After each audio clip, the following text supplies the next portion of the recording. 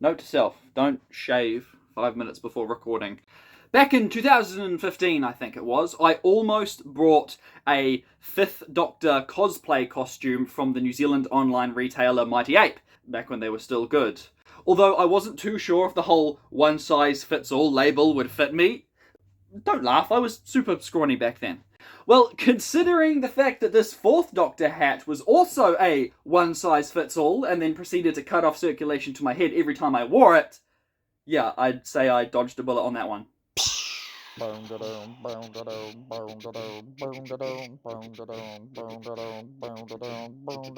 We're in the 80s. Hello and welcome back to my classic Doctor Who review series, where today I will be taking a look at 1982's Season 9 premiere, Castrovalva, which for years I thought was Castrovalva. Maybe I am dyslexic. This is my first time ever watching this 4-part serial, which of course I chose to watch the DVD version from the New Beginnings box set, so that at least it gets a single use before I move on to using the Blu-ray collections for rewatches and never look back.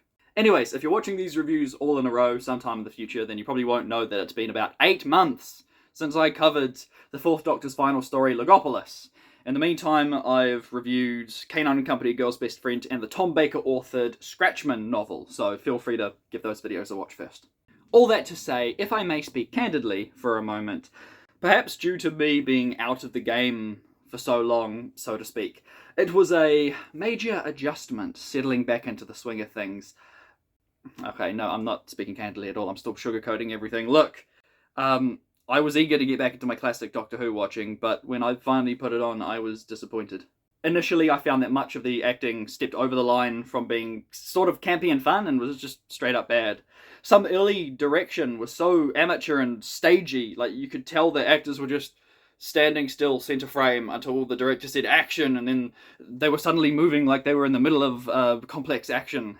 I know watching some of the behind the scenes, it was like, yeah, they didn't have much time for rehearsals and stuff, but it was still very noticeable. Look, just being honest, I was uninterested and unimpressed. And it all came flooding back to me. The feeling of sheer indifference I felt for dozens and dozens of 3rd and 4th Doctor stories. I started thinking, maybe classic Doctor Who just isn't for me anymore. Was wondering, why am I even doing this? Yada yada yada. Then I kinda got over myself. Reminded myself, hey, it's not that deep. Stop overanalyzing everything, and recommitted myself to making a somewhat cohesive and enjoyable review video for my small band of loyal followers.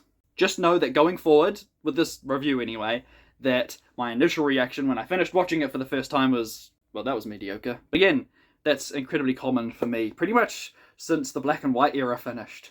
I feel like every second serial, I'm like, how am I going to find anything to talk about? And then I end up doing a review anyway, so yay me. Sorry, I know that's not the nicest way to start a review, but I always get this feeling that somebody watching is going to call me out in the comment section for not truly understanding and appreciating the subtle nuances and intricacies of every minute detail in these classic serials. Right, Castrovalva, the first appearance of Peter Davison as the 5th Doctor. That's a pretty significant serial, right? You know, a Doctor's first. Can it compare to An Unearthly Child, Power of the Daleks, Spearhead from Space, and Robot? I don't think so. For a 4-part story, they spend an awful lot of time faffing about, which I'm aware is what some people enjoy about this story, so good for them. An entire episode and a half just wandering through the TARDIS, and then the better part of another episode wandering through a forest, and then episodes 3 and 4 are where the actual plot happens. I'm sure the novelization is fine and has much better pacing, but I reckon this could do with almost like an omnibus edit or something. Or, better yet, tighten the focus and transform it into like a modern day 45-minute episode, similar to the 11th Hour. It's probably the one I would compare it to the most.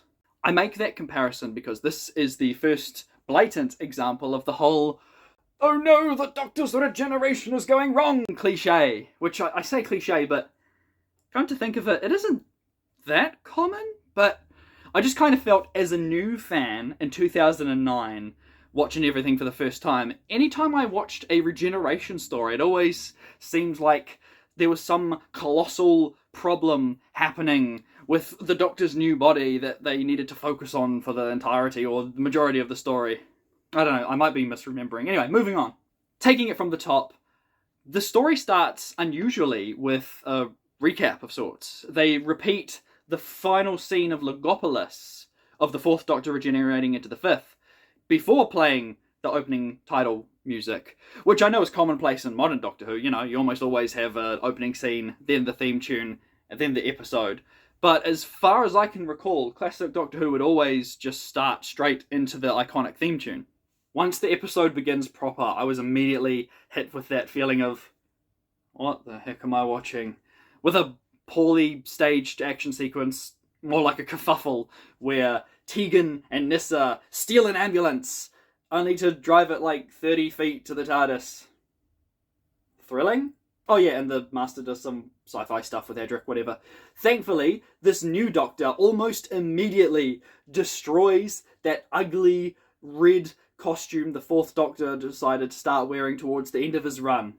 I don't know if anyone disliked that costume change as much as I did, but I was pleased to see it disrespected so blatantly. It is a bit lazy how his soon-to-be iconic outfit is just sitting on some random coat hanger in a random part of the TARDIS. I suppose you could argue it could be the sentient TARDIS providing him with his future fashion sense, though I doubt it. Damn it, I promise I'm not trying to nitpick. I did, however, appreciate that he picked up the second Doctor's recorder flute thingy, tried it once, and then went, nope. Screw that instrument and screw that costume. This ties into an odd decision made by Peter Davison. At least I think it was him. I'm sure I remember hearing him say so in an interview. But at certain points throughout the first episode, while he's doing his whole, oh no, my regeneration is going wrong, I've got amnesia, he behaves like some of his former selves. Like, yes, I'm the first Doctor, and oh, no, I'm the second Doctor. Just for a few moments. On paper, I think that's a great idea, you know, a bit of fan service, paying tribute to previous Doctors. But in execution, I thought his acting in those scenes was a bit rough, you know, pretty cringy. It felt more like the kind of performance you'd see in a fan film, not an official Doctor Who episode. I think I just need to adjust to his acting style, because it strikes me as just a tad over the top, like he's not quite confident in his performance yet, which I would chalk up to this being his first story, but no, the first story they filmed, as far as I'm aware, was Four to Doomsday. Again, maybe it was just so jarring because I haven't watched classic Who in quite a while, because the show's always been campy and cheesy, but I don't know, I never really got that vibe from Jon Pertwee or Tom Baker. Aside from the very rare, obvious occasions where melodramatic acting was required. Patrick Troughton was often quite over the top, but more in an excitable way. And I felt that it fit him more, because I could see it as like the second Doctor, the character, being quite over the top. Whereas here, I get the feeling that it's Peter Davison, the performer, acting quite over the top. If that makes sense. Again, maybe that's just what the script called for, and maybe that's normal, and maybe I'm just overthinking it again, but damn it, I'm just telling you what it felt like to me watching it. Maybe it'll change, maybe I'll get used to it, we'll see. Where was I? Oh, yeah, Fifth Doctor, regeneration sickness. Gotta take him to a place called Castrovalva to heal up, or something. The women end up doing most of the work while the Doctor's out of commission, going so far as to carry his lazy butt through a forest only for him to ditch them first chance he gets. Oh, when he's not whizzing around in an electric wheelchair, which, of course, the TARDIS has. Oh, and Edric's caught up in the Master's kinky roleplay session recreating Event Horizon. That cannot be comfortable. Oh, and before I forget, the cloister bell sound effect makes everything seem more epic. After the first episode bored me to death, that amazing sound played. And suddenly everything had so much more weight and stakes, and honestly, I think I'm just conditioned as a new Who fan to react with anticipation whenever I hear that amazing sound. At the halfway point of the serial, they actually reach the titular location, Castrovalva, and I will give this serial credit. I really like the nonsensical dimensional anomalies. Essentially, everything loops back in on itself, and none of the inhabitants realise it's even happening. Episodes 3 and 4 follow a more traditional story structure. The Doctor's separated from the companions, there's a bizarre society with their own laws and history, something is terribly wrong and the good guys have to save the day from a bad guy who turns out to not be the real bad guy because their unassuming other guy is actually the real bad guy who's actually the master in disguise. You know, the usual. I won't delve into more details because that's where the serial's best bits are, so I encourage you to watch it for yourself. But, and this is a big point I'd like to stress, I didn't get it. Like, at all. Initially. When the story finished, I felt like I needed to watch a 40-minute long Doctor Who Castrovalva explained video or something, because again, I was overthinking it and looking at it like a puzzle that was supposed to make sense. But then I watched a few behind-the-scenes bonus features and remembered, oh yeah, this is 80s Doctor Who. It's not supposed to make sense, it's all sci-fi gobbledygook. And from then on out, I was set. Let me consult the notes real quick. From what I can roughly gather, potential spoilers even if I'm partially right, the Master captured Adric right at the start of the story, then had him strung up in a sci-fi web, and forced Adric to astral project a physical manifestation of himself into the TARDIS, which was travelling through time and space, mind you. Total BS, but anyway. The Master forces Adric to send a version of himself into the TARDIS to set coordinates to sabotage the console and send it all the way back in time into the Big Bang to destroy it. But Adric uses immense mental strength and willpower to secretly make his clone set course for Castrovalva without the Master knowing. Fake Adric clone also mentally willed the TARDIS into having a TARDIS databank with flight instructions and an index and all this other stuff that I thought about bringing up in a TARDIS lore section until I realised that it was allegedly all manifested by Adric's imagination and not an actual part of the TARDIS, so Tegan didn't actually use it to pilot the TARDIS, so the Doctor says, because it would have landed at Castrovalva no matter what, thanks to friendly fake Adric. All that without the Master noticing. But then, plot twist, it turns out that all of Castrovalva was also willed into existence by real Adric in the Master's control, meaning that the town and all its inhabitants were conjured by Adric's imagination, using the power of the Master's sci-fi web, which is also powering a tapestry, aka a big, pretty curtain. So even though the Master's plan was to force real Adric to make fake Adric send the TARDIS into the Big Bang, killing the Doctor, he also planned for real Adric to conjure a whole town as a separate trap for the Doctor and had fake Adric enter the coordinates of Castrovalva into the TARDIS console so that the Doctor wouldn't die in the Master's first Big Bang trap but instead be caught in his second fake town trap.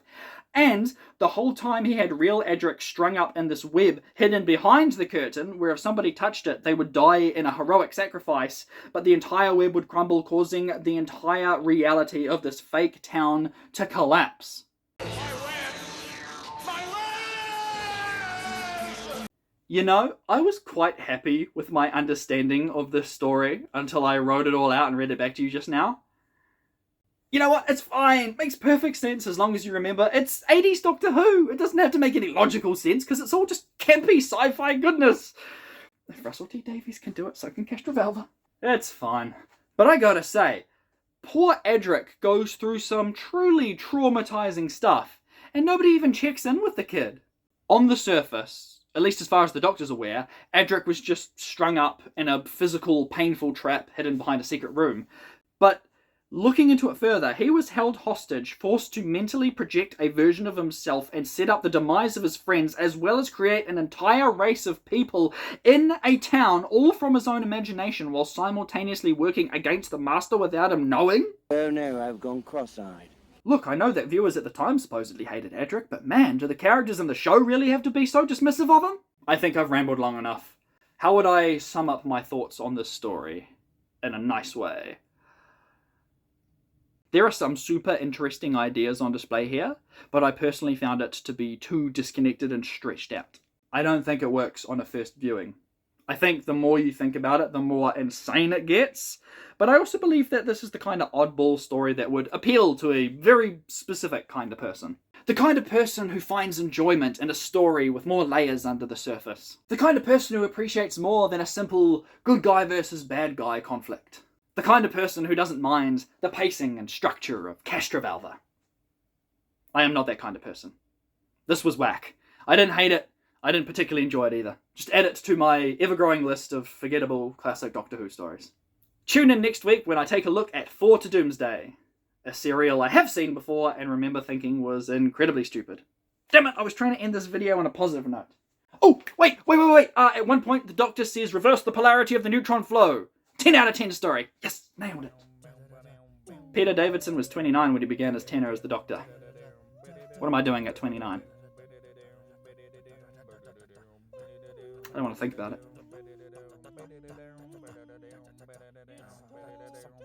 I know I said his name wrong. Shush.